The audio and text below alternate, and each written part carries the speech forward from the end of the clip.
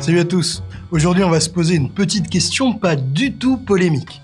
Est-ce qu'il faut aller vers une électricité 100% renouvelable et fermer nos centrales nucléaires ou est-ce que, à l'inverse, il faut construire de nouvelles centrales ? Bon, il y a une chose sur laquelle on est à peu près tous d'accord, c'est l'urgence de sortir des énergies fossiles, le charbon, le pétrole et le gaz pour limiter le réchauffement climatique. Mais il y a quelque chose qui fait beaucoup plus débat, c'est est-ce que le nucléaire fait oui ou non partie de la solution ? Côté négatif, le nucléaire fait peur. Avec ses déchets radioactifs hyper longtemps, ses risques d'accidents méga graves et puis ses chantiers à rallonge qui coûtent milliards sur milliards. Coucou Flamanville. Côté positif, le nucléaire est une énergie bas carbone. On l'a vu ensemble dans cette vidéo. Et il a un autre immense avantage, il permet de produire une électricité à la demande. La production des éoliennes et des panneaux solaires, elle dépend beaucoup plus de la météo, elle est variable. C'est d'ailleurs un des principaux problèmes des systèmes électriques 100% renouvelables, comment faire pour assurer la production d'électricité quand il n'y a ni soleil ni vent. Chez les politiques, sur ce débat renouvelable ou nucléaire, vous allez retrouver des positions très tranchées. Une grande partie de l'écologie politique, de ELV à la France Insoumise, sont à fond derrière des mix 100% renouvelables et très opposés au nucléaire depuis très longtemps. La droite et l'extrême droite en France, c'est l'opposé. Ils sont très favorables à l'énergie nucléaire et très critiques des éoliennes et des panneaux solaires.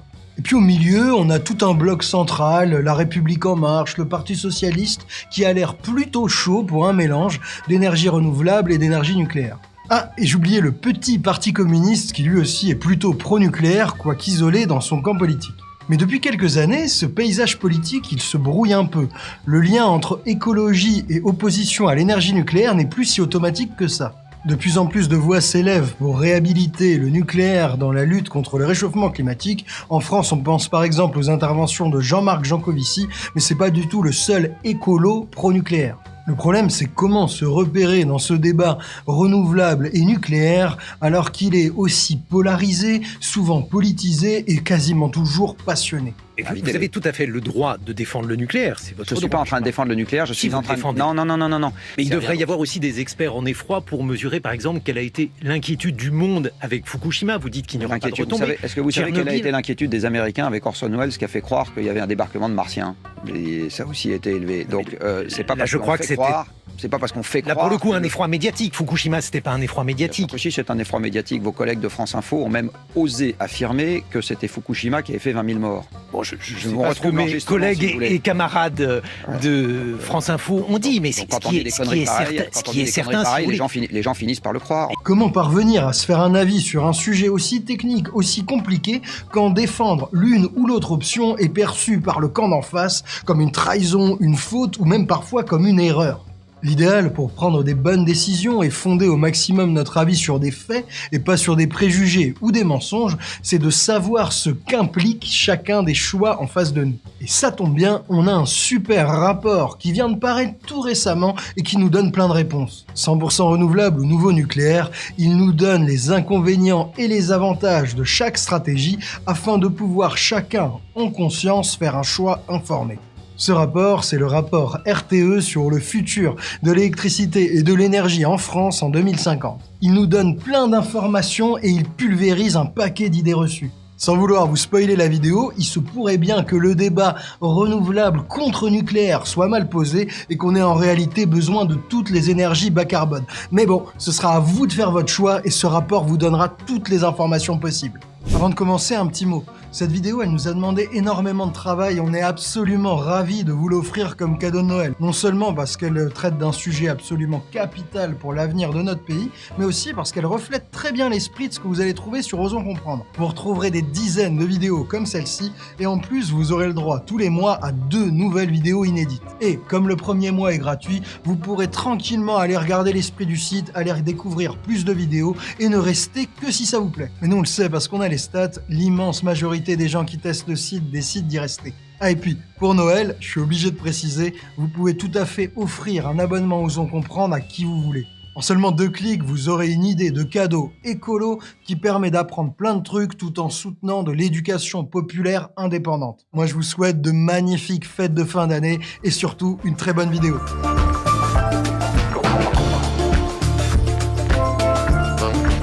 D'abord, pourquoi s'intéresser à ce rapport d'RTE plutôt qu'à d'autres, ceux de l'Agence de l'environnement, l'ADEME, ou ceux de l'association écolo Négawatt, qui sortent quasiment au même moment? Parce que, même si les autres rapports sont très intéressants, le rapport d'RTE est beaucoup plus complet, il envisage beaucoup plus d'options. RTE, c'est des spécialistes du réseau électrique. C'est le gestionnaire du réseau de transport d'électricité en France, RTE. Le boulot de RTE, c'est de s'assurer à chaque instant de l'équilibre entre la production et la consommation d'électricité. C'est eux qui connaissent le mieux les profils de consommation d'électricité et qui savent parfaitement à quel moment chaque moyen de production, chaque éolienne, chaque usine produit ou ne produit pas de l'électricité. Si vous voulez comprendre comment ils font ça et découvrir la salle de contrôle la plus importante de France, et je pèse mes mots, n'hésitez pas à aller voir cette vidéo de Monsieur Bidouille, elle est super bien faite. Le rapport de RTE, c'est le fruit de 2 ans de boulot pour répondre à une question: comment produire de l'électricité en France en 2050 et garantir de l'énergie 100% bas carbone? Leur mission, c'était de répondre à cette question en respectant 2 contraintes hyper importantes. D'abord, la sécurité d'approvisionnement. Chaque scénario, chaque mix électrique, avec ou sans nucléaire, avec plus ou moins d'éoliennes, de panneaux solaires et tutti quanti, chaque scénario devait garantir la même sécurité d'approvisionnement électrique qu'aujourd'hui. Pas question de se retrouver avec des coupures de courant un jour sur 2. Deuxième condition, limiter les paris technologiques. RTE essaye le plus possible de ne pas miser sur des technologies qui n'existent pas aujourd'hui et qui seraient très incertaines et donc risqueraient de mettre la France dans la mouise en 2050. Pour faire tout ce travail de prospective qui imagine le futur de l'électricité et de l'énergie de notre pays dans 30 ans, RTE a décidé de s'appuyer sur une concertation de l'ensemble des parties prenantes. Pour ce rapport, des industriels, des renouvelables ou du nucléaire ont été consultés, des ONG indépendantes, des chercheurs, des experts comme ceux de l'ADEME ou de Négawatt. Tout ce petit monde a participé au rapport, à la construction des scénarios et des hypothèses. De ce travail collectif qui a duré des mois est sorti un rapport qui comporte 6 scénarios, 6 mix électriques. Ces mix électriques, ils sont tous bas carbone. Ils sont tous équilibrés chaque jour, chaque heure, chaque seconde de l'année. Et surtout, ils ont tous été testés dans un nombre incalculable de variantes pour répondre à toutes les interrogations. Que se passe-t-il si le renouvelable est moins cher que prévu? Ou si le nucléaire coûte bonbon? Qu'est pas ça si les gens acceptent mal les grandes lignes à haute tension et qu'on est obligé de les enterrer? Combien ça va coûter? Qu'est-ce qui se passe si on va vers plus de sobriété? Si on diminue drastiquement notre consommation d'énergie? Et aussi, qu'est-ce qui se passe si à l'inverse, on augmente notre consommation d'électricité? Est-ce que ça passe pour chaque scénario? Dans le rapport final de RTE, toutes ces questions et bien d'autres trouvent des réponses. Voilà pourquoi ce rapport nous paraît être une source d'information extrêmement remarquable pour répondre à la question qui nous occupe: 100% renouvelable ou nouveau nucléaire, comment choisir? Petite remarque, avant de rentrer dans le vif du sujet, je vais peut-être parfois dire ENR à la place d'énergie renouvelable ou nuc à la place de nucléaire. Si ça m'arrive, vous saurez de quoi je parle. Bon, trêve de blabla, regardons les scénarios de mix électrique que nous propose RTE pour 2050. RTE propose 3 scénarios qui vont vers du 100% renouvelable et 3 scénarios avec du nouveau nucléaire. Les scénarios de RTE, ils ont des noms de code. Ils s'appellent M0, M1, M23, N1, N2, N03. Bon, nous on aime bien les codes et les films d'espions, mais on a préféré vous les renommer pour que ce soit plus clair pour nous tous. Je vais commencer par vous présenter les scénarios sans nouveau nucléaire. Le premier, c'est le scénario 100% renouvelable 2050. Celui-là, c'est le plus rapide à sortir du nucléaire. La France arrête ses derniers réacteurs en 2050. Pour assurer la neutralité carbone et la production d'électricité, on met le paquet sur les renouvelables et comme l'idée du scénario est d'aller très vite, on installe très rapidement beaucoup de panneaux solaires et beaucoup d'éoliennes, aussi bien sur Terre qu'en mer. Les 2 autres scénarios sans nouveau nucléaire, ils n'arrivent au 100% renouvelable qu'en 2060. Les derniers réacteurs sont fermés en France entre l'année 2050 et l'année 2060. Il y a 2 variantes de ces scénarios 100% renouvelables 2060. La première, c'est le scénario qu'on appelle 100% renouvelable 2060 toiture. Dans ce scénario, on choisit d'installer les énergies renouvelables là où il y a le moins de risques de conflit. On évite autant que possible les grands parcs éoliennes ou les grandes fermes solaires qui suscitent parfois des oppositions dans les territoires où ils sont installés. C'est pourquoi ce scénario privilégie les petites installations diffuses et locales. On installe par exemple des panneaux solaires sur les toitures des bâtiments. C'est simple, dans ce scénario, en 2050, la moitié des maisons individuelles aura des panneaux solaires sur le toit. Ouais, vous avez bien entendu, la moitié. On lui a pas donné le nom de scénario toiture par hasard. J'ai fait une super découverte. Quand on mélange du bleu avec du jaune, on obtient une nouvelle couleur. Et je vais l'appeler Bleu Laune. La deuxième variante du 100% renouvelable en 2060, c'est le scénario 100% renouvelable 2060 Grand Parc. L'idée de ce troisième scénario, c'est un peu l'inverse du précédent, c'est de construire les renouvelables là où c'est le plus efficace. On privilégie donc des grands parcs éoliens, aussi bien sur terre qu'en mer, et des grandes fermes solaires, tout ça pour diminuer les coûts du 100% renouvelable. Passons maintenant aux 3 scénarios qui décident de construire du nouveau nucléaire. Le premier scénario, on l'appelle le 1/4 nucléaire. Pourquoi ? Parce que grâce à la construction de 8 nouveaux EPR, en plus de celui de Flamanville, la production nucléaire fournit 26% de l'électricité en 2050, soit 1/4. Ce scénario 1/4 nucléaire, on aurait pu le présenter tout aussi bien comme un scénario 3/4 renouvelable en 2050. Il y a un peu de nucléaire et beaucoup de renouvelables. Le deuxième scénario, c'est le 1/3 nucléaire. Là, on construit 14 EPR dans les 30 prochaines années. Et vous l'aurez compris, à la fin, en 2050, le nucléaire fournit 1/3 de l'électricité et les renouvelables 2/3. Enfin, le troisième scénario, c'est le scénario 50% nucléaire ou nucléaire max. Dans ce scénario, en plus des 14 nouveaux EPR, on décide de prolonger la durée de vie jusqu'à 60 ans de certains vieux réacteurs et on décide de construire des mini-centrales nucléaires, les fameux SMR pour Small Modular Reactor. Ces mini-centrales, ces SMR, elles ne sont aujourd'hui en France qu'à l'état de projet. Le scénario NucMax, c'est celui où on pousse la production nucléaire à son maximum, mais même là, à la fin, en 2050, le nucléaire ne fournit que 50% de l'électricité contre 70% aujourd'hui. Du coup, vous l'aurez compris, l'autre moitié de la production d'électricité, c'est le renouvelable. Maintenant qu'on a fini les présentations, que penser de nos 6 scénarios ? Premier commentaire, il y a beaucoup d'énergie renouvelable dans les 6 scénarios. Dans tous les scénarios, les énergies renouvelables assurent entre 50 et 100% de la production en 2050. Rien à voir avec les 21,5% d'aujourd'hui. Pour arriver à ces chiffres, la France devra, dans tous les cas, installer beaucoup de panneaux solaires et beaucoup d'éoliennes. Dans le scénario 100% renouvelable en 2050, c'est même très ambitieux. Il va falloir installer 20 fois plus de panneaux solaires et 8 fois plus d'éoliennes qu'aujourd'hui en seulement 30 ans. Même dans le scénario avec le moins de renouvelables, le nucléaire max, il faut quand même installer 7 fois plus de solaire et 3,7 fois plus d'éoliennes qu'aujourd'hui.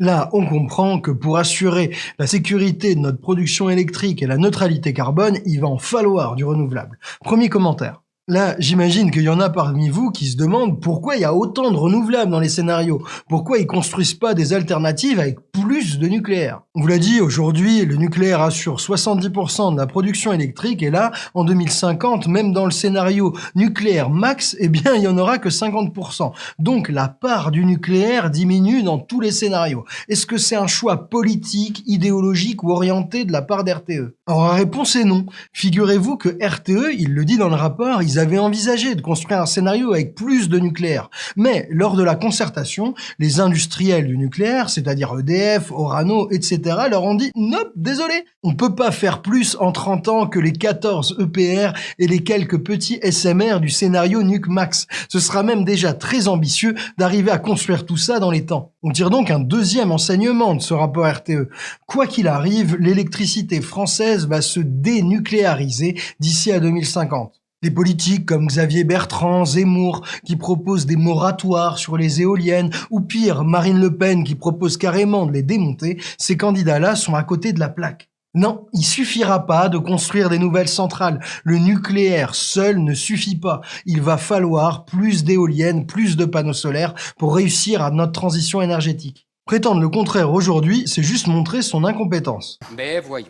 Troisième commentaire intéressant à faire sur ces scénarios, vous l'aurez peut-être remarqué, aucun scénario ne prévoit de sortir du nucléaire, d'aller vers du 100% renouvelable avant 2050. Pourquoi ? Eh bien la question se pose parce qu'en 2017, le programme du Parti Socialiste et d'Europe Écologie Les Verts, porté par Benoît Hamon, et le programme de la France Insoumise prévoyaient de sortir du nucléaire dès 2035. Et encore aujourd'hui, jusqu'à la parution du rapport RTE, Jean-Luc Mélenchon prétendait pouvoir sortir du nucléaire en 2035 ou avant. Alors je reprends à peu près le scénario négawatt, donc ça m'amène normalement à 2030. Mais moi je trouve que c'est trop long tout ça.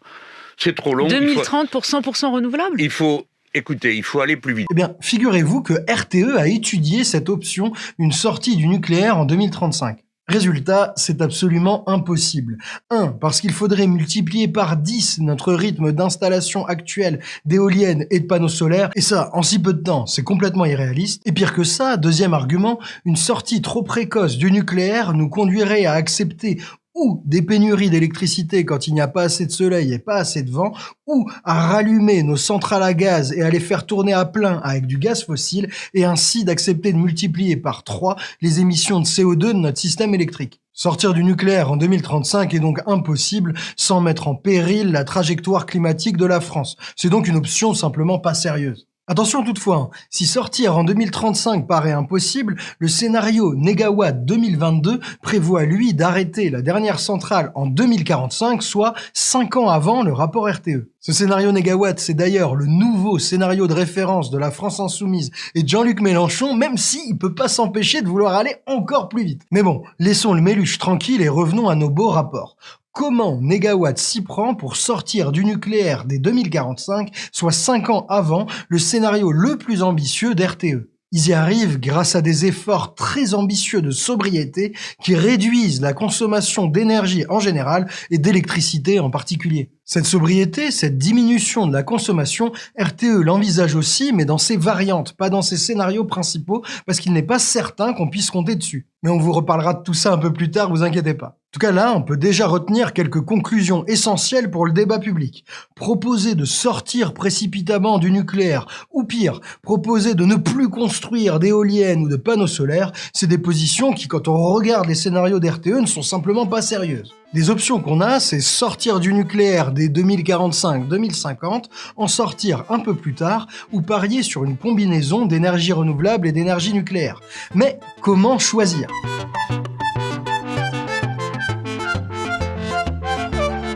Quels sont les avantages et les inconvénients des 6 scénarios proposés par RTE ? Bon, je vous le dis cash, on n'arrivera pas à les départager avec le climat. Et c'est normal, tous ces scénarios sont construits pour atteindre la neutralité carbone. Donc, tous, sans exception, parviennent à des émissions électriques très faibles, à peu près 3 fois inférieures à celles d'aujourd'hui. Et ces émissions incompressibles, elles sont toutes compensées. Ok, il y a un micro-avantage pour les scénarios avec du nouveau nucléaire, mais en vrai, c'est peanuts. Regardons maintenant un paramètre super important, le coût. Combien va coûter cette transformation massive de notre système électrique ? Vous l'avez sûrement déjà entendu, les renouvelables, le solaire comme l'éolien, peuvent produire de l'électricité pour moins cher que le nouveau nucléaire. Quand on regarde le coût de production d'un mégawattheure au niveau d'une centrale ou d'une éolienne, eh ben c'est vrai. Il n'y a que le solaire sur petite toiture qui restera beaucoup plus cher, même en 2050. Mais RTE nous dit là de faire attention. Il nous rappelle ce que disent les experts de l'électricité depuis bien longtemps, le coût de l'électricité à la sortie de l'éolienne ou à la sortie de la centrale, c'est pas le bon critère pour mesurer le coût. Ce qu'il faut regarder, c'est l'ensemble des coûts, ce qu'on appelle dans le jargon les coûts systèmes. Ça veut dire qu'il faut ajouter pour chaque énergie les coûts du raccordement, les coûts du réseau électrique. Pour les systèmes électriques avec beaucoup d'éoliennes ou de panneaux solaires, il faut aussi ajouter ce qu'on appelle les coûts du backup. Bah ouais, faut prévoir des moyens de secours pour avoir de l'électricité quand il n'y a ni soleil ni vent. Ça peut être des batteries, ça peut être de l'électricité produite à partir d'hydrogène, ça peut être plein de choses, mais chaque option, ça a un coût. Pour le nucléaire, très important, faut ajouter les coûts du démantèlement des centrales et le coût de la gestion des déchets. Bref, faut regarder les coûts complets du système électrique pour pouvoir comparer le coût de chacun des scénarios. RTE a bien évidemment fait le taf, voici les coûts tout compris de chacun de nos scénarios donnés en milliards d'euros par an. Ce qu'on voit, c'est que les scénarios qui construisent du nouveau nucléaire sont moins chers que les scénarios 100% renouvelables. Si on prend le scénario 100% renouvelable moins cher, le scénario 100% ENR 2060 Grand Parc, eh bien la différence de coût avec les scénarios un tiers nuc ou moitié nuc, elle dépasse 10 milliards d'euros par an. Et si on veut du 100% renouvelable dès 2050, la différence de coût elle est même de 16 milliards d'euros par an avec le scénario un tiers nucléaire. Ça veut dire que quand on regarde les coûts complets, les scénarios avec du 100% renouvelable sont en gros 15 à 40% plus chers que les scénarios avec un tiers de nucléaire ou plus. Est-ce que c'est beaucoup ? Ben oui et non. Non, si on se rappelle de gens comme Jean Covici qui pendant des années ont répété qu'un système 100% renouvelable, si on incluait le backup et le coût du stockage, il pouvait coûter 2 fois plus cher qu'un système électrique avec du nucléaire.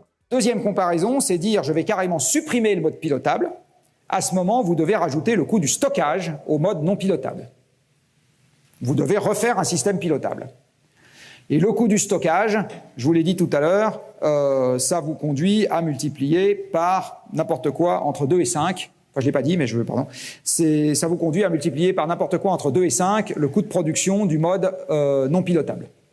Là, 15 ou 40% de plus, c'est pas 2 fois plus cher, hein. Une fois qu'on a dit ça, il faut quand même reconnaître que 10 milliards d'euros par an de différence, c'est quand même pas négligeable. 10 milliards d'euros par an, c'est 200 à 300 000 infirmiers, professeurs, contrôleurs fiscaux que vous pouvez embaucher. C'est aussi 2 lignes de TGV Paris-Strasbourg que vous pouvez construire chaque année. Et c'est enfin 1 milliard de combos vin chaud, tarte flambée que vous pouvez goûter en arrivant dans la capitale alsacienne. Ouais, je fais de la pub pour ma ville. En trêve de séparatisme alsacien, l'idée c'était de comprendre qu'on peut faire 2-3 trucs avec ce pognon. La question que vous vous posez, j'imagine, c'est est-ce que ces évaluations du coût de chacun des scénarios, est-ce qu'elles sont crédibles? Est-ce qu'elles comptent bien tous les coûts du nucléaire? Et est-ce que si on changeait 2 ou 3 petits paramètres, on pourrait pas arriver à un résultat complètement différent? Bref, qu'est-ce qu'elles valent, ces évaluations de coûts? Bon, première chose, c'est oui, toutes ces évaluations de coûts prennent bien en compte le coût du démantèlement des centrales nucléaires et la gestion des déchets radioactifs. RTE retient même des hypothèses de coûts élevés pour tenir compte des incertitudes sur ces domaines et ne pas favoriser injustement le nucléaire. Mais RTE ne s'arrête pas là. Il teste tout un tas de variantes pour vérifier si l'avantage du nucléaire tient à 2 ou 3 hypothèses ou si cet avantage de coût est robuste. RTE regarde, par exemple, qu'est-ce qui se passe si le nucléaire coûte plus cher que prévu, si les énergies renouvelables coûtent à l'inverse moins cher, qu'est-ce qui se passe si on a les deux en même temps. Il regarde même ce qui se passe sur le coût de chacun des scénarios si tout le nouveau nucléaire était au coût de l'EPR prototype, celui de Flamanville qui a connu tout un tas de galères et de surcoûts. Dans toutes ces variantes, le scénario un tiers nucléaire est toujours moins cher que le scénario 100% renouvelable le moins cher, le scénario 100% renouvelable 2060 Grand Parc. Et ça se chiffre toujours en milliards d'euros par an. Attendez, il y a quand même un seul cas où le scénario un tiers nuc n'est pas moins cher que le moins cher des scénarios 100% ENR. Ce cas, c'est si tout le nouveau nucléaire coûte le même prix que l'EPR foireux de Flamanville et que, en même temps, le coût des énergies renouvelables est beaucoup moins cher que prévu. Si on a les deux en même temps, alors le scénario 100% ENR 2060 Grand Parc devient un peu moins cher que le scénario un tiers nuc. Évidemment, cette variante teste une hypothèse extrême. C'est extrêmement improbable et défavorable d'imaginer que tout le nucléaire sera au prix du prototype de Flamanville qui a connu plein de galères. Mais c'est quand même intéressant. Ça nous montre que même dans cette variante horrible pour le nucléaire, on aurait des coûts complets similaires au scénario 100% renouvelable le moins cher. Attention toutefois, les coûts complets annualisés des scénarios ne prennent pas en compte le coût d'un accident nucléaire majeur. Enfin, ils intègrent bien la prime d'assurance que paye chaque année une centrale.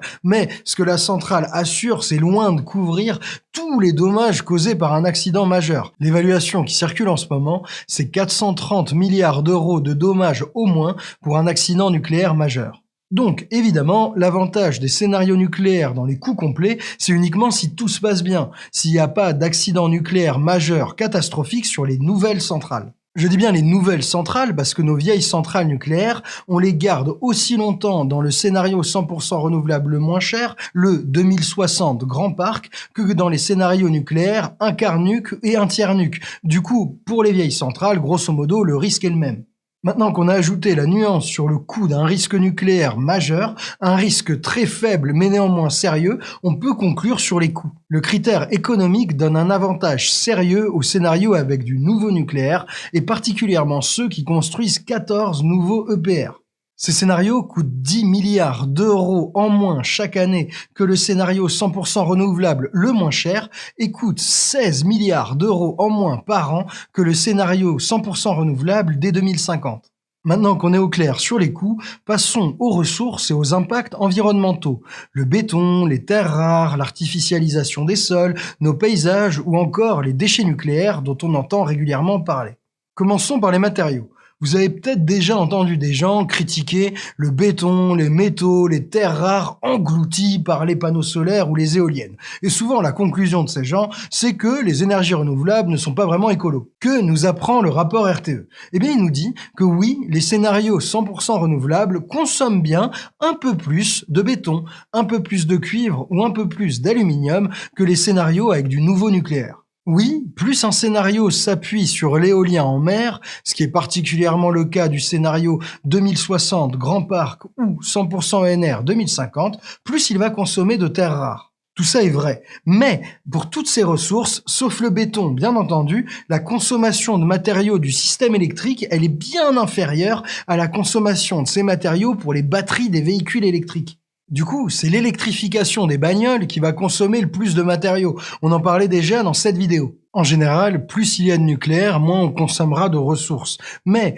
les quantités de ressources consommées par les scénarios 100% renouvelables ne posent pas de problème majeur. Difficile donc, selon nous, de faire de la gourmandise en matériaux un critère pour préférer un scénario à un autre ou pour disqualifier les scénarios 100% renouvelables.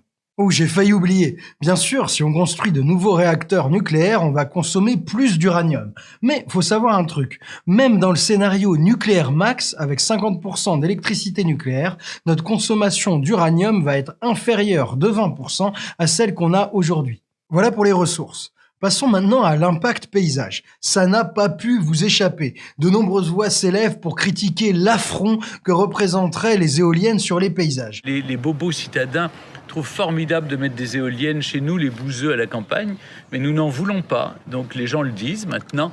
Ils sont vent debout et ils ont raison de l'être et je les accompagne. Vous savez, j'avais pas prévu d'être contre les éoliennes, moi, dans mon combat. Mais quand vous défendez le patrimoine, vous défendez les paysages. Le rapport RTE nous donne quelques précisions. Évidemment, on ne peut pas quantifier la laideur, mais on peut savoir qu'aujourd'hui, il y a 2,7 millions de Français qui vivent avec une éolienne visible à moins de 5 km. Ça fait un peu moins d'un Français sur 20. Cette proportion, bien sûr, elle est amenée à augmenter quels que soient les scénarios, vu qu'on va construire de nouvelles éoliennes. Et bien sûr aussi, il faudra construire plus d'éoliennes dans les scénarios 100% ENR. Il faudra en construire grosso modo 30 000 mâts contre les 8 000 qu'on a aujourd'hui. Passer de 8 000 à 30 000, ça a l'air beaucoup dit comme ça. Mais dites-vous une chose, l'Allemagne aujourd'hui compte déjà 30 000 mâts d'éoliennes. Et le territoire allemand, il est 35% plus petit que le territoire français. Donc oui, on verra plus d'éoliennes dans nos paysages, mais non, on n'aura pas non plus des forêts tropicales d'éoliennes qui vont pousser partout en France. Maintenant, passons à l'emprise au sol. Est-ce que les nombreuses éoliennes et les nombreux panneaux solaires vont ravager nos jolies forêts et faire concurrence à nos précieuses terres agricoles? Bon, pour les éoliennes, faut avouer qu'il n'y a pas de sujet. On peut très facilement cultiver en dessous d'une éolienne. Pour les panneaux solaires, c'est différent. Vous avez sûrement déjà vu ce genre de ferme solaire. Est-ce qu'on se dit que ce genre de panneaux solaires, ça artificialise les sols comme le ferait un parking ou une dalle de béton? Ou est-ce qu'à l'inverse, on se dit, mais non, c'est des panneaux solaires qui sont sur des mâts, on peut donc mettre des pelouses, des moutons ou même des cultures en dessous? Selon le choix que vous faites, vous n'aurez pas du tout les mêmes chiffres. Si vous vous dites que sous ce genre de panneaux solaires, en fait, on peut rien faire en dessous, alors ouais, les panneaux solaires pourraient occuper entre 700 et 1800 km² en 2050. Ouais, dans le scénario 100% ENR dès 2050, on aurait 1800 km², soit l'équivalent du département de l'Essonne recouvert de panneaux solaires. On voit donc que si on considère qu'on ne peut pas cultiver des vignes, des carottes ou ce que vous voulez sous les panneaux solaires, alors oui, ils vont bien prendre des surfaces et faire concurrence à d'autres usages. Et là oui, des scénarios avec pas mal de nouveaux nucléaires permettent de diminuer les surfaces occupées juste pour la production d'électricité. Enfin, dernier impact environnemental, les déchets nucléaires. Ça va sans dire, mais plus on sort tard du nucléaire, plus on va produire de déchets nucléaires. Aujourd'hui, le projet de stockage géologique profond des déchets nucléaires CIGEO à Bure, il est conçu pour contenir les déchets de toutes nos anciennes centrales nucléaires, plus les déchets de l'EPR de Flamanville. Si on construit de nouvelles centrales, eh bien ça ne change pas radicalement le projet de Cigéo, il faudra simplement construire de nouvelles galeries pour y stocker nos nouveaux déchets. Ça ne pose pas de problème technique parce que la couche d'argile en dessous de Bure est très épaisse. On vous laisse découvrir notre vidéo sur le projet Cigéo pour vous faire votre propre avis. Et si on fait du nouveau nucléaire, faudra pas seulement stocker les déchets, il faudra aussi les traiter et les entreposer. Et ça va demander de construire de nouvelles zones d'entreposage et une nouvelle usine de retraitement parce que celle de La Hague ne suffit plus. Là encore, pas de grand obstacle technique, c'est même déjà intégré au coût, mais il vaut mieux le dire. À ce stade, on peut noter que les scénarios avec 1/3 ou 50% de nucléaire consomment un petit peu moins de ressources et consomment moins d'espace que les autres scénarios de production électrique. Par contre, de l'autre côté, ils vont produire plus de déchets nucléaires. Et pareil, qui dit nouvelle centrale nucléaire dit risque supplémentaire d'un accident grave, c'est peut-être un risque très faible, mais ce risque on ne le prend pas si on ne construit pas de nouvelles centrales. En parlant de risques, il y a 3 grands risques qui nous paraissent complètement essentiels à prendre en compte pour continuer à se faire notre avis sur chacun des scénarios, le risque climatique, le risque technologique et le risque d'avoir à produire plus d'électricité que prévu. Comment nos 6 scénarios réagissent face à ces 3 risques ?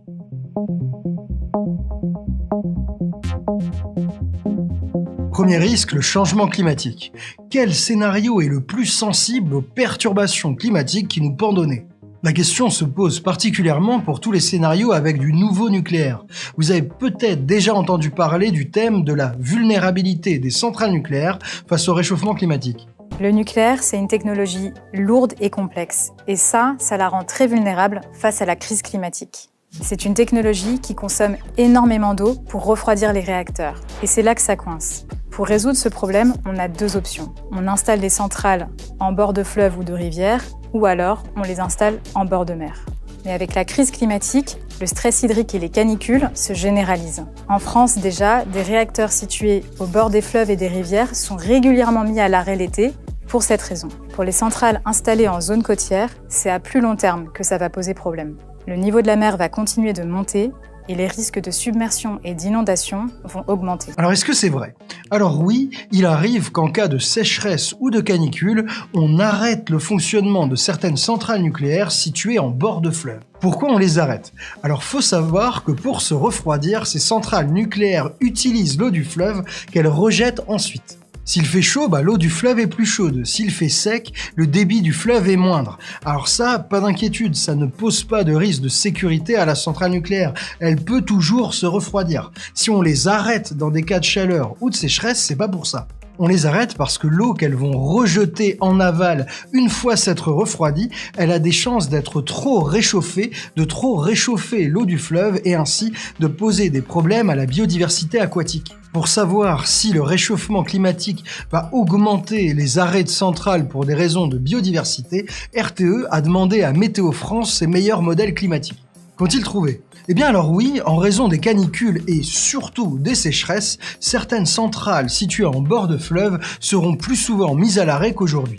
Dans le pire des modèles climatiques, celui où le climat mondial se réchauffe de 4 degrés, les arrêts de centrales ne dépasseront pas 2% de la production annuelle de la centrale.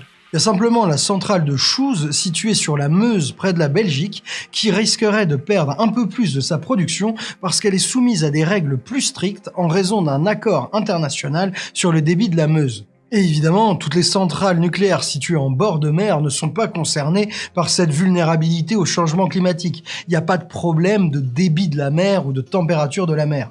Conclusion, pour RTE, rien de bien menaçant pour la sécurité du réseau. Mais RTE pointe quand même que si on veut éviter tout tracas à mesure que le climat se réchauffe, il faut réfléchir à l'emplacement des nouvelles centrales nucléaires et plutôt privilégier des endroits en bord de mer ou sur des fleuves peu contraints comme la Loire ou le Rhône. Là, je suis sûr qu'il y a certains d'entre vous qui se disent « Oh là là, vos centrales en bord de mer, elles sont pas menacées par la montée des eaux causée par le réchauffement climatique ?» Alors, très bonne question. À l'horizon 2100, pas de problème, parce que même les pires scénarios climatiques, ceux où ça fait plus 4 degrés, ils n'envisagent pas une montée des eaux supérieure à 1 mètre. Et si vous voulez parler des tsunamis, même si la France est située dans une zone très peu exposée, dites-vous que la France et le monde entier a tiré les leçons de la catastrophe de Fukushima et a modifié ses centrales en conséquence. Bref, pas de quoi s'alarmer, la vulnérabilité des centrales nucléaires au réchauffement climatique est largement exagérée. Le risque climat de défaillance du système électrique, il ne viendra pas du nucléaire. RTE est clair là-dessus, les moments de vulnérabilité du système électrique, ce sera pas les canicules ni les sécheresses, ce sera les longues périodes d'hiver sans vent où la production éolienne fait défaut pendant plusieurs jours.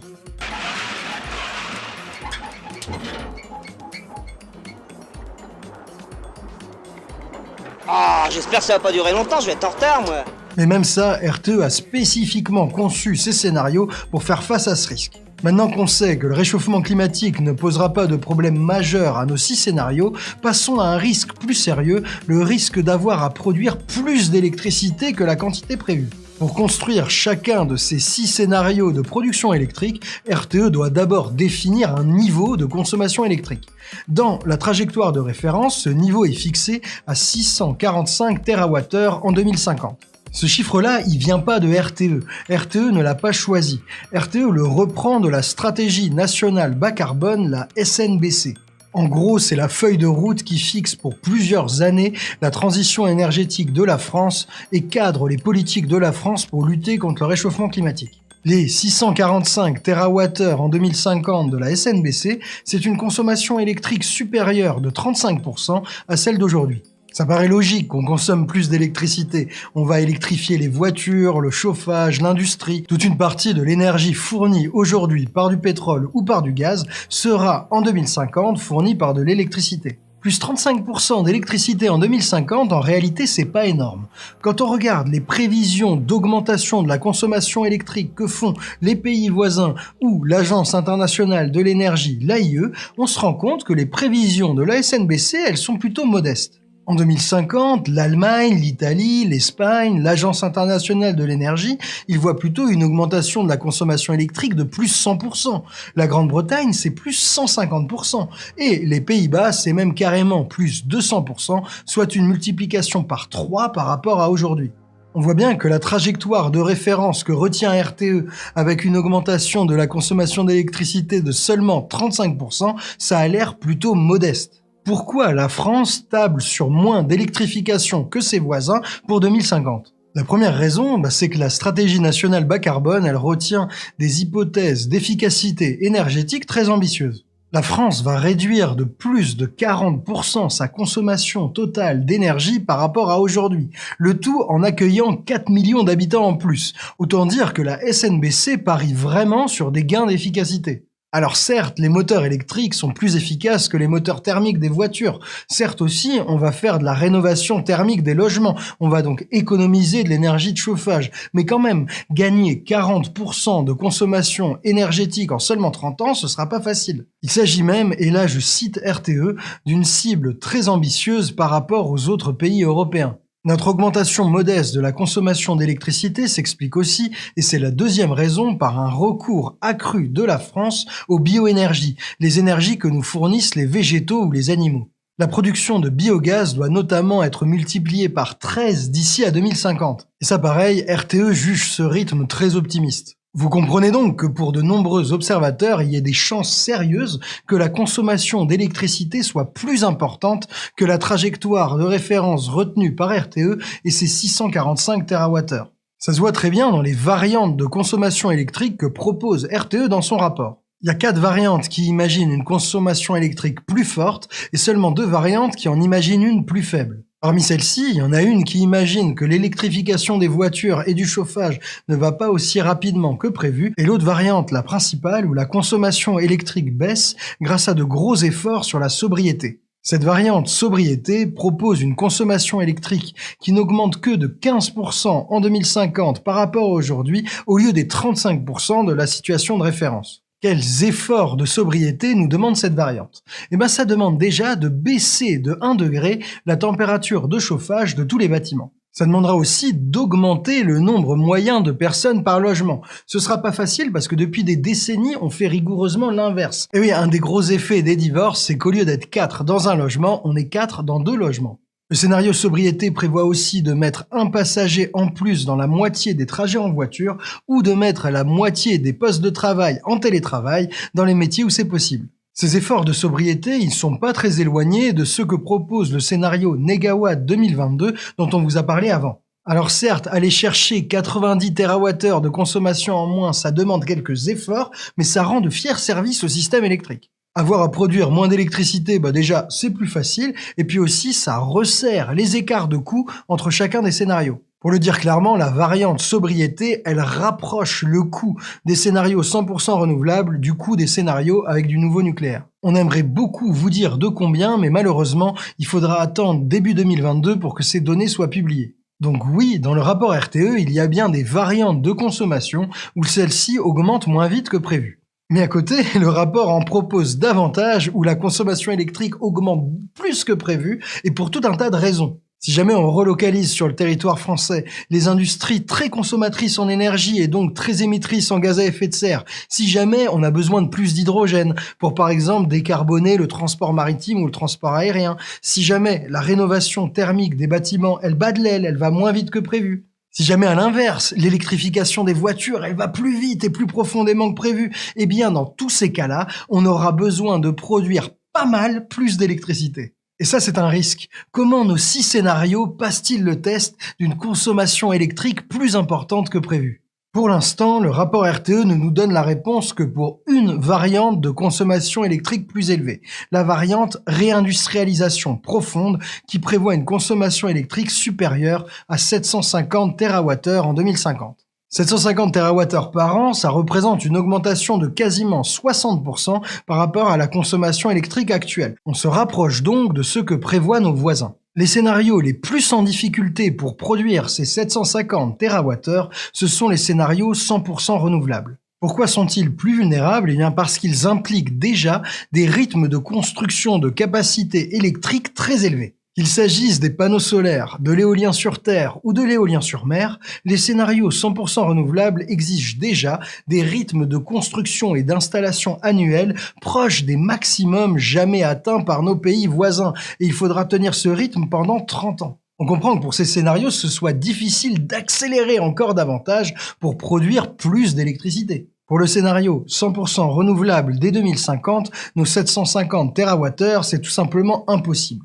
Il est déjà au taquet du rythme de construction de panneaux solaires et d'éoliennes dans le scénario de référence, impossible de faire plus. On comprend là que choisir de sortir du nucléaire dès 2050, c'est prendre le risque d'échouer si jamais on a besoin de plus d'électricité. C'est aussi s'interdire une réindustrialisation profonde de notre économie. C'est bon à savoir. Pour les scénarios 100% renouvelables en 2060, c'est jouable de produire les 750 TWh de la variante réindustrialisation profonde. Par contre, pour accélérer, ils ne pourront compter que sur l'une des deux options, l'option éolienne pour le scénario toiture et l'option photovoltaïque pour le scénario grand parc. Sur l'autre option, ils sont déjà au taquet des rythmes d'installation, impossible d'accélérer. De l'autre côté, les scénarios avec du nouveau nucléaire passent beaucoup plus facilement le risque d'avoir à produire plus d'électricité. Pour eux, c'est beaucoup plus facile d'augmenter le rythme d'installation de panneaux solaires et d'éoliennes, ils sont loin d'être au max. Et bien entendu, plus il y a de nucléaire, plus il y a de réacteurs EPR construits, plus le scénario a de la marge. Conclusion, face au risque de faire face à une consommation électrique plus élevée,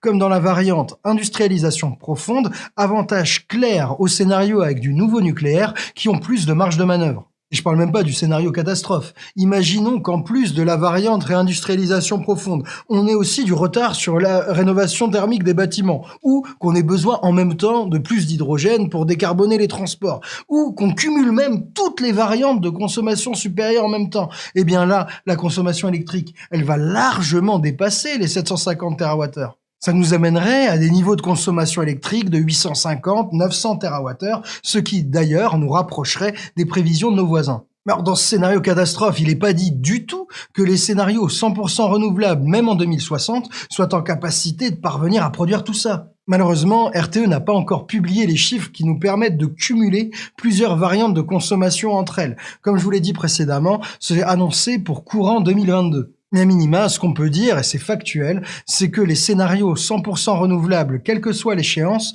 ne sont pas robustes à des très grandes augmentations de la consommation d'électricité. Regardons maintenant une dernière famille de risques, les risques technologiques. Ce risque, c'est celui de construire un scénario qui s'appuie sur des technologies en développement qui n'existent pas encore et qui, en 2050, pourraient ne pas exister ou se retrouver bien trop chères pour occuper la place que RTE leur accorde. RTE a fait le max pour limiter l'exposition à ce genre de risque en s'appuyant sur des technologies déjà en développement ou déjà imaginables, mais il y a quand même un incompressible, il reste quelques risques technologiques. Dans leur rapport, RTE font tout un tableau pour montrer l'exposition de chaque scénario à des risques technologiques, mais ici, on aimerait attirer votre attention sur 2 risques qui sont particulièrement périlleux. La première technologie risquée concerne les scénarios 100% renouvelables. Il s'agit des moyens destinés à compenser la variabilité des renouvelables.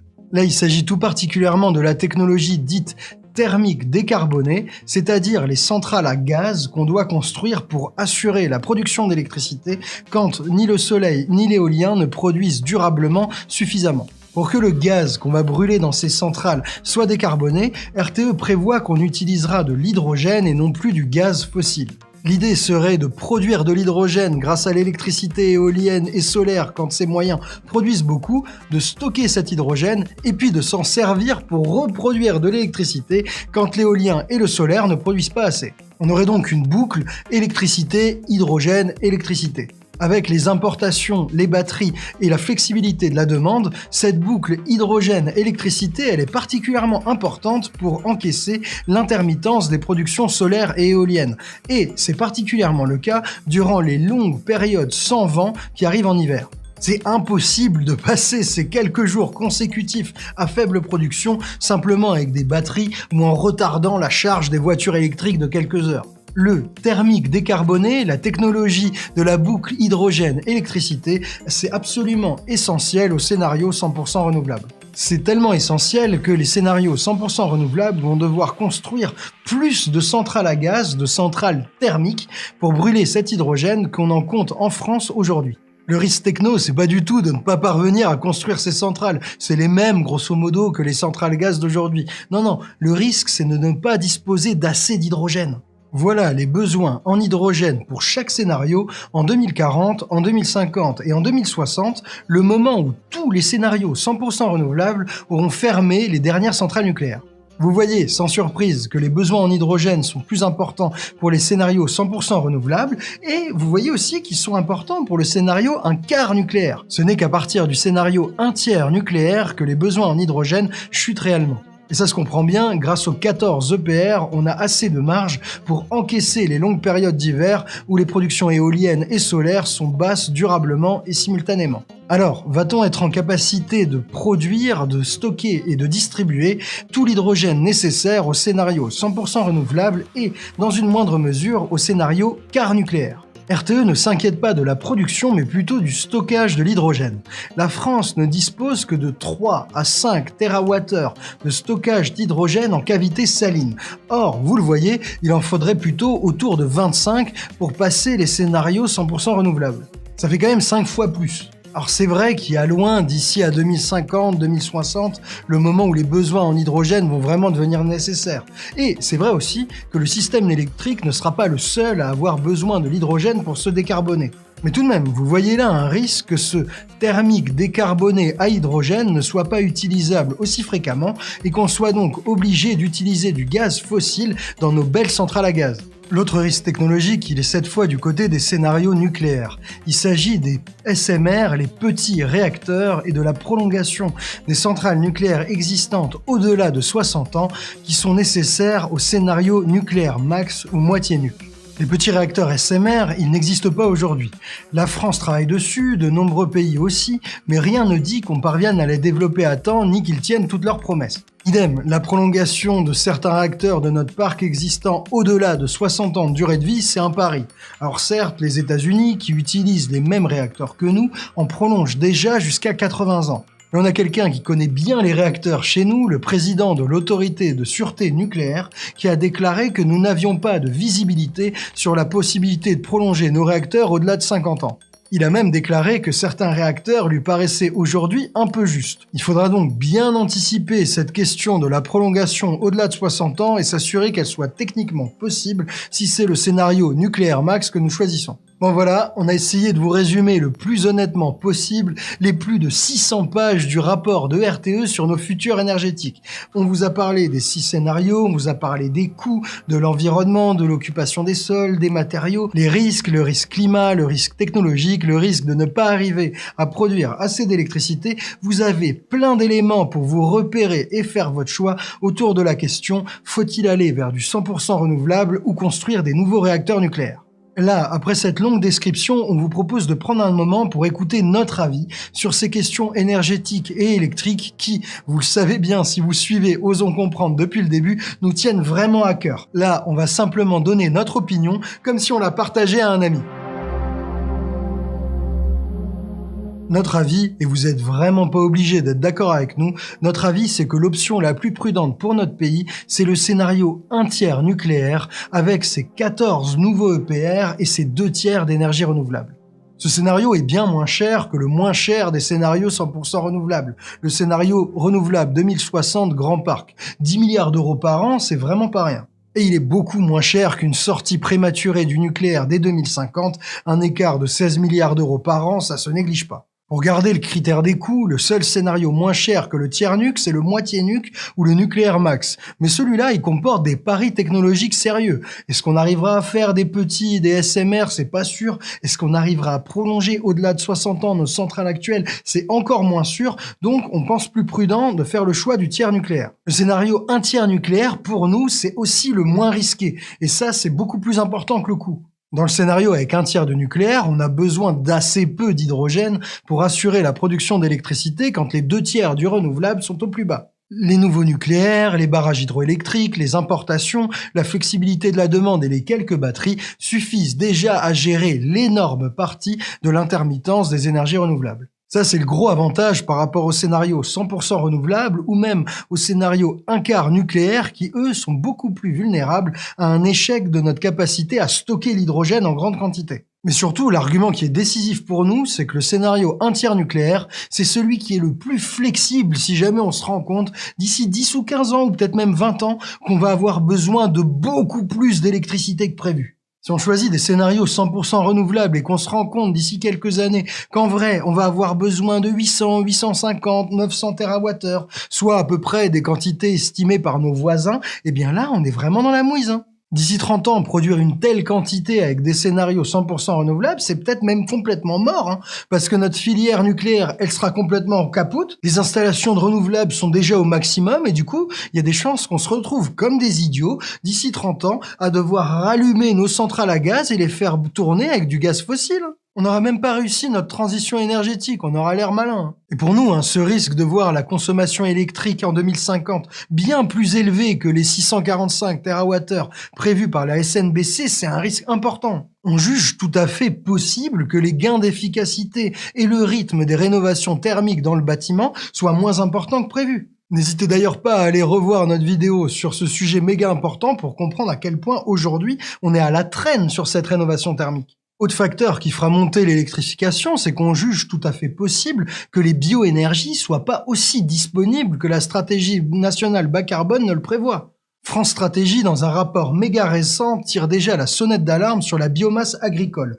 On aurait beaucoup moins de réserves que ce que la SNBC suppose. Et si ça capote côté bioénergie, côté biogaz par exemple, qui est censé assurer 20% de notre consommation énergétique en 2050, eh ben il n'y a pas le choix. Il va falloir électrifier si on veut se passer des énergies fossiles. Autre très bonne raison de voir la consommation électrique augmenter, la réindustrialisation. Celle-là, je suis vraiment pas sûr qu'elle se fera, je serais peut-être plutôt sceptique, mais la réindustrialisation, qu'est-ce que c'est souhaitable? Quand on regarde l'empreinte carbone des Français, on voit bien qu'il y a plein d'émissions de gaz à effet de serre qui viennent de nos importations. Du coup, il est absolument urgent de reproduire chez nous, avec notre électricité décarbonée, beaucoup de biens industriels qu'on importe de loin. Pour toutes ces raisons, on pense bien probable que la consommation d'électricité nécessaire en 2050 pour décarboner tout le pays soit bien supérieure à celle que prévoit RTE en consommation de référence. Mais allez, imaginons que la probabilité d'avoir une consommation électrique de 800 ou de 900 TWh en 2050, ce soit seulement 20%. Et ben même dans ce cas-là, il serait complètement irresponsable, selon nous, de nous embarquer aujourd'hui dans des scénarios, mettons une sortie précoce du nucléaire, qui nous mettrait, nous, tout le pays, dans l'incapacité de faire face à cette éventualité. Prendre seulement 20% de chance d'aller droit dans le mur, pour nous, c'est déjà bien trop risqué vu ce qui est en jeu. Et là, si on veut aller vers un scénario un tiers nucléaire, RTE est très clair. Si on veut avoir nos 14 EPR, et même les 8, ils disent, c'est pas dans 10 ou dans 15 ans qu'on doit prendre la décision. Non, le rapport est sans ambiguïté. Vu le temps de construction et le risque de perte des compétences, c'est dès 2022, au plus tard en 2023, que doivent être prises les décisions de relancer des nouveaux EPR. Si on ne le fait pas, c'est la possibilité même de tous les scénarios nucléaires qui est mise en jeu. Si on ne se bouge pas maintenant, on aura raté le coche. Et attention là, même si on commence demain, c'est possible que ce soit galère de construire 14 EPR d'ici à 2050. Ça, c'est pas RTE qui nous le dit, c'est une note de fin 2020 qu'a divulgué le site d'information Contexte. Selon cette note, il serait tout à fait possible que les nouveaux EPR prennent plus de temps à construire que ce qu'a retenu RTE après sa grande consultation. Raison de plus de s'y mettre maintenant si on veut les construire. C'est là qu'on voit la nécessité de relancer des nouvelles centrales nucléaires aujourd'hui. Parce que si on le fait pas, si on va vers du 100% renouvelable dès aujourd'hui, on pourra pas revenir en arrière. On pourra pas s'adapter si jamais la consommation d'électricité est supérieure aux prévisions. Alors qu'à l'inverse, si on lance aujourd'hui des nouveaux chantiers pour des nouveaux EPR et que dans 10-15 ans, on se rend compte qu'en fait, on va parvenir à décarboner notre économie avec de la sobriété, avec des bioénergies et qu'on n'aura pas besoin de toute cette quantité d'électricité, c'est bon, on n'a qu'à arrêter le programme de construction d'EPR. On n'aura pas mis en péril la transition énergétique de notre pays. Résumons notre avis. Pour nous, il est urgent et important pour réussir à décarboner notre économie de relancer au plus vite un programme de construction de nouveaux réacteurs nucléaires, au moins pour voir venir. On y est favorable parce que 1, c'est moins cher, 2, parce que ça nous expose beaucoup moins au risque de défaut de production ou de stockage d'hydrogène qui est absolument essentiel pour que les scénarios 100% ENR tiennent, et 3, parce que c'est le seul cas qui nous permet de faire face à des augmentations importantes de notre consommation d'électricité. Et qu'est-ce qu'on risque vraiment à nous engager dans la construction de quelques nouveaux EPR? Là encore, on va vous donner notre vision des risques, notre propre arbitrage. Ok, avec de nouveaux EPR, on va avoir plus de déchets nucléaires à retraiter et à stocker, mais ça, on en a déjà parlé dans notre vidéo CIGEO, c'est pour nous pas du tout un problème rédhibitoire. On accepte aussi le très faible risque d'avoir un accident majeur sur ces nouveaux réacteurs. Faut savoir un truc, les nouveaux réacteurs, les EPR, sont réputés plus sûrs que les anciens. Bon, même si le risque est très faible, il existe, il n'y a pas de risque zéro. Oui, il y a un risque d'accident majeur. Et ce risque, et là c'est vraiment que notre avis, ce risque très très faible d'accident majeur nucléaire, il nous paraît inférieur au risque de ne pas être en capacité de produire assez d'électricité décarbonée dans 30 ans, parce que ça va nous faire foirer notre transition énergétique, ou ça va nous faire produire une électricité tellement chère qu'on n'arrivera pas à décarboner le reste. Quand on compare les deux risques, le risque de foirer notre transition énergétique versus le risque très faible d'avoir un accident nucléaire sur les nouveaux réacteurs, ce qu'on se dit, et c'est encore que notre avis, c'est que ce risque nucléaire, il vaut largement le coup d'être pris.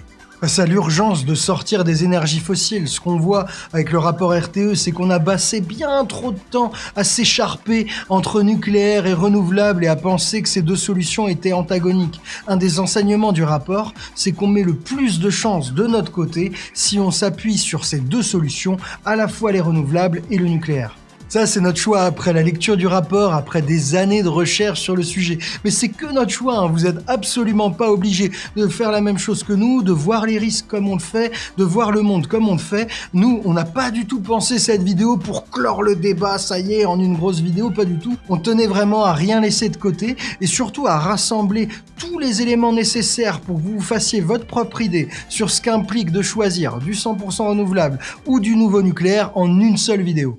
Hop hop, il y a le Père Noël qui revient et qui vous remercie d'avoir regardé cette vidéo jusqu'au bout. Pour vous remercier, je vais déballer quelques cadeaux et vous montrer un petit peu ce qui se fait sur notre site Osons Comprendre. Sur le site, vous trouverez des dizaines de vidéos du même calibre sur les déchets plastiques, sur le rôle de la sobriété, sur la laïcité et l'islam, sur l'inflation, sur le chômage et les chômeurs, sur l'évasion fiscale, sur les impôts, bref, sur tous les sujets qui animent nos débats politiques. Sur tous ces sujets et sur Osons Comprendre, on vous donne l'essentiel basé sur les meilleures sources disponibles et tout ça avec la plus grande honnêteté possible. Quand on vous donne notre avis, on vous le dit et on ne cache aucune information qui n'irait pas dans notre sens. Voilà, j'en profite pour vous souhaiter à nouveau de formidables fêtes de fin d'année. Grosse pensée pour toutes celles et ceux qui ne les passeront pas dans des conditions idéales. Je vous fais un gros câlin virtuel. Je vous dis à la rentrée et je vous fais de gros bisous. D'ici là, portez-vous bien. Ciao les amis.